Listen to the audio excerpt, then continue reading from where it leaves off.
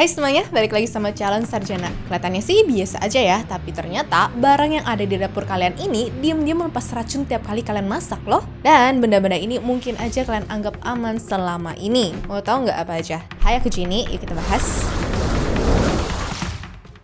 Nomor 14. Air galon dan air kemasan. Kalian aku jamin gak tahu deh ya, dalam 1 liter air galon sekali pakai itu, peneliti dari Universitas Indonesia dan juga Greenpeace menemukan sekitar 80-95 juta partikel mikroplastik. Iya, 95 juta di 1 liter. Nah, rata-rata orang Indonesia itu minum sekitar 1,89 liter air kemasan per harinya ya teman-teman. Berarti hitungannya paparan mikroplastik kita tuh bisa nyentuh angka 9,45 mg per harinya. WHO sih memang bilang kalau batas amannya itu 20 mg per liter sehingga masih aman. Tapi aman ini versi belum ada studi panjang yang final ya. Yang udah jelas mikroplastik itu pokoknya udah ditemukan di darah manusia, otak, paru-paru, bahkan plasenta ibu hamil loh. Sedangkan efek jangka panjangnya apa? Itu yang lagi diteliti ya guys, dan itulah yang bikin para dokter jadi khawatir. Nah solusinya tahu nggak apa? Kalau bisa nih rebus dulu air galon atau simpen galon di tempat sejuk jauh dari matahari, atau juga pilih galon non polikarbonat ya. Nomor 13. Botol dan wadah plastik dengan BPA. Sekarang, hampir semua orang pada punya tumbler untuk bawa air putih kemana-mana kan? Nah, ternyata nggak semua botol ataupun wadah plastik tuh aman loh.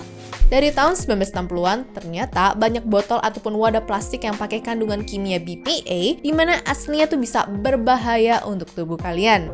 Alasannya karena zat ini pinter banget ya nipu badan kita sendiri, sehingga membuat sistem hormon tuh berantakan, nurunin kualitas reproduksi pria, dan bikin anak-anak bisa pubertas lebih cepat. Lebih seremnya lagi nih, BPA juga nempel di struk belanjaan yang permukaannya tuh licin itu loh. Jadi kalau dapat struk dari kasir, jangan disimpan, dan lebih baik langsung cuci tangan ya.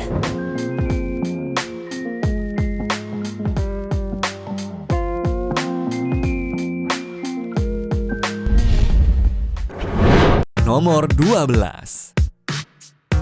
Furniture particle board murah. Kalau mau beli furniture seperti meja, lemari, ataupun bangku, zaman sekarang nggak perlu susah payah ke toko lagi karena tinggal pesan lewat online pun bisa langsung sampai ya guys. Nah, masalahnya meja ataupun lemari murah yang kalian pikir bisa dipakai untuk menghemat budget itu, kebanyakan adalah furniture particle board murah dengan pakai lem berbahan formaldehida ataupun formalin, dan bau menyengat yang kalian cium waktu baru unboxing itu literally racun yang menguap ke udara. Jadi kalau rumah kalian tuh nggak punya sistem ventilasi udara yang bagus, bau dari formalin itu bisa ngumpul di ruangan dan lama-kelamaan malah bikin sesak nafas atau memicu kena serangan asma ya guys. Bahkan lebih parahnya lagi nih, zat ini diam-diam bisa memicu kanker karena emang sifatnya yang beracun untuk sel tubuh. Tips dari aku nih ya, angin-anginkan furniture baru di luar dulu ya, minimal seminggu sebelum dipakai, dan pastikan sirkulasi udara rumah kalian tuh lancar ya teman-teman, oke?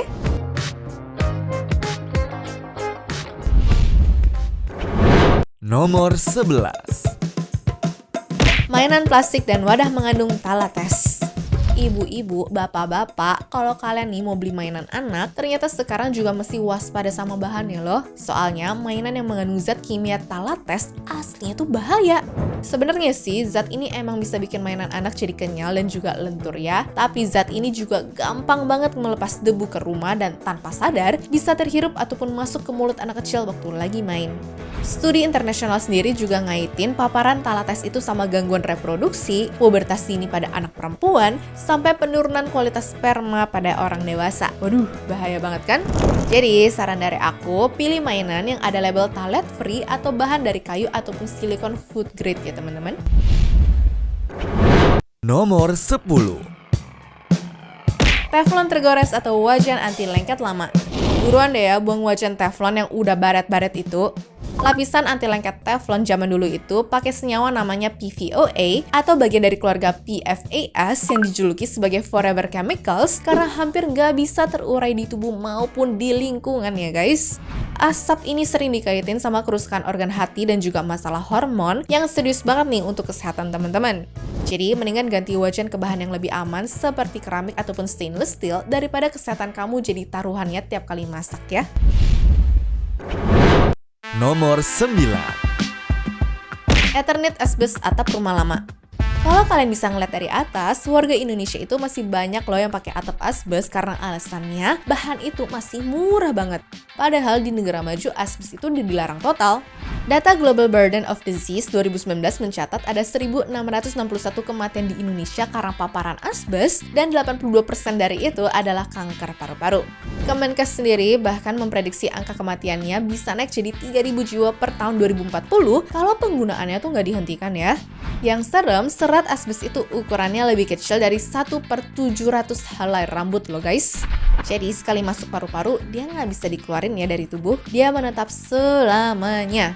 Dan gejalanya pun baru muncul 40-60 tahun setelah paparan pertama. Dimana berarti banyak orang yang sekarang nih lagi sakit paru-paru ataupun kanker paru, mungkin karena rumah masa kecilnya itu pakai atap asbes. Jadi gimana guys? Mau ngirit di awal tapi sakit di akhir, atau invest di awal untuk lebih aman? Kalian pilih sendiri ya.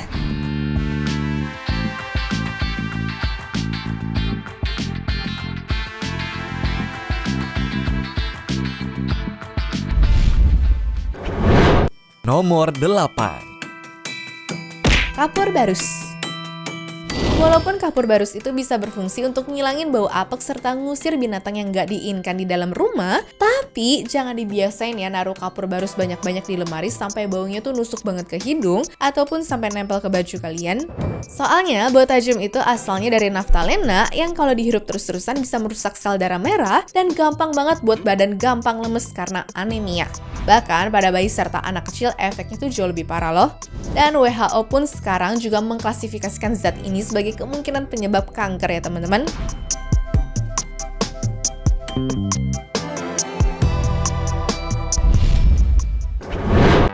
Nomor 7. Pengharum ruangan sintetis dan spray. Pengen ya sih tinggal di rumah yang harum ya. Tapi sayangnya, wangi dari semprotan pengharum ruangan itu sebenarnya nih penuh sama bahan kimia VOC yang bisa bikin udara di rumah jadi kotor loh teman-teman. Pokoknya segala pengharum ruangan, hairspray, deodoran semprot, dan lilin sintetis tuh membuat konsentrasi VOC di dalam ruangan rata-rata 2-5 kali lebih tinggi daripada di luar ya. Yang ironis, orang yang sering nyemprot pengharum ruangan pas AC lagi nyala atau di kamar tertutup itu, artinya udara beracunnya tuh muter-muter terus di paru-paru. Jadi daripada hobi nyemprot bahan kimia, mending buka jendela lebar-lebar biar sirkulasi udara alami yang membersihkan bau di dalam rumah aja ya.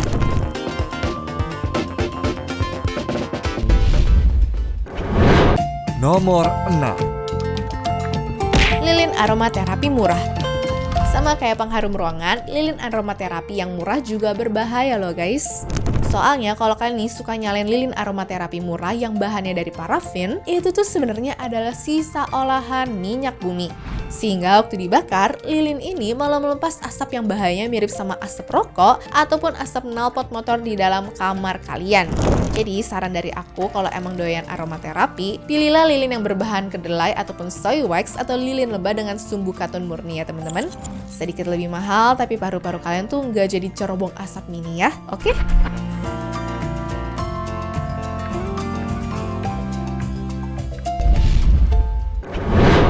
Nomor 5. Mainan anak impor murah. Lagi-lagi ya, ini saran untuk orang tua yang suka beliin anaknya mainan murah biar mereka tuh ada kegiatan di rumah. Jangan sampai kalian tuh gampang tergiur sama mainan anak impor yang warnanya tuh mentereng tapi harganya tuh miring banget karena biasanya catnya itu mengandung timbal. Jadi buat kalian yang nggak tahu, cat timbal ini adalah racun saraf yang jahat banget karena bisa nurunin IQ dan juga nih merusak perkembangan otak anak secara permanen.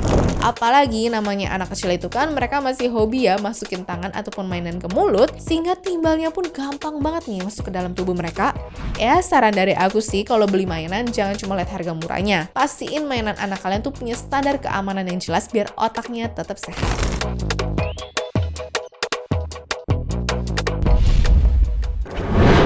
Nomor 4. Deterjen dan pembersih. Tangan yang kasar, kering, atau pecah-pecah habis bersih-bersih rumah itu tandanya sabun yang kalian pakai sebenarnya mengandung kimia yang terlalu keras loh guys. Ya, atau bisa juga sih karena kulit kalian yang terlalu sensitif. Tapi di zaman sekarang banyak produk pembersih mengandung zat pelepas formalin yang memang ampuh bunuh kuman tapi galak banget nih untuk kulit manusia. Masalahnya, zat ini juga bisa menguap dan juga bikin iritasi saluran pernafasan kalau kalian kelamaan menghirupnya pas lagi bersih-bersih ataupun lagi ngepel loh. Solusinya tuh pilih produk berlabel formaldehyde free atau bikin pembersih sendiri pakai cuka, baking soda, ataupun lemon. Versi nenek-nenek dulu emang lebih sehat sih guys.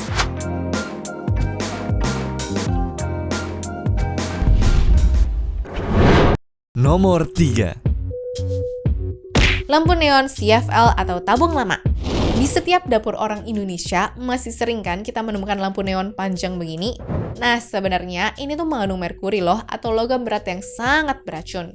Ya, selama lampunya nggak pecah, sebenarnya aman sih. Masalahnya tuh benar-benar baru muncul waktu lampunya tuh pecah. Lampu itu soalnya mengandung merkuri, yang mana kalau sampai pecah, uapnya tuh bakal menyebar dan akan jadi gas yang sangat beracun untuk tubuh kalian. Tremor, gangguan ingatan, susah tidur, sampai kerusakan saraf permanen tuh bisa menyerang orang yang menghirupnya ya teman-teman. Jadi kalau lampu ini mati, jangan dibuang sembarangan. Apalagi nih sampai pecah di dalam rumah, dan saran aku sih, mendingan mulai beralih ke lampu LED yang jauh lebih aman aja ya. Nomor 2. Bedak bayi dengan kontaminasi asbes. Dulu sempat heboh banget berita soal bedak bayi terkenal yang ditarik karena ternyata nih mengandung debu asbes yang berbahaya ya. Ingat nggak kalian? Di tahun 2018 sampai 2020 lalu, skandal Johnson & Johnson itu rame diomongin di mana-mana loh. Katanya, mineral bedak itu sering ditambang dekat asbes, jadi serat racunnya tuh bisa jadi nggak sengaja ikut masuk ke dalam botol bedak yang kalian pakai. Masalahnya, kalau debu asbes ini sampai terhirup atau kena area sensitif dalam jangka panjang, resikonya tuh bisa bikin batu ataupun iritasi kulit, sampai-sampai nih yang terparah tuh bisa memicu kanker yang mematikan loh. Makanya, sekarang banyak dokter nyaranin untuk pilih bedak berbahan cornstarch ataupun jangan pakai bedak sama sekali ya. Bayi itu soalnya nggak butuh bedak, itu tuh cuma tradisi guys. Nomor 1. Botol plastik air mineral yang dipakai berulang dan dijemur. Berhenti deh ya, isi ulang botol air mineral berkali-kali cuma karena botolnya tuh masih kelihatan bening dan juga bagus. Soalnya, botol plastik tipis itu cuma didesain untuk sekali pakai. Dan kalau dipakai terus-terusan apalagi sering kena panas, bahan plastiknya pun mulai luntur ke air minum kalian. Lunturan plastik ini ternyata melepas mikroplastik dan juga zat kimia bernama antimoni, sebuah logam berat yang dipakai dalam proses pembuatan PET. Plus juga nih ya, goresan dari bilas-bilas berulang kali itu menjadi tempat bakteri berkembang biak dong. Beberapa studi nih bahkan menemukan botol yang dipakai ulang itu punya kandungan bakteri lebih tinggi dari dudukan toilet ya teman-teman.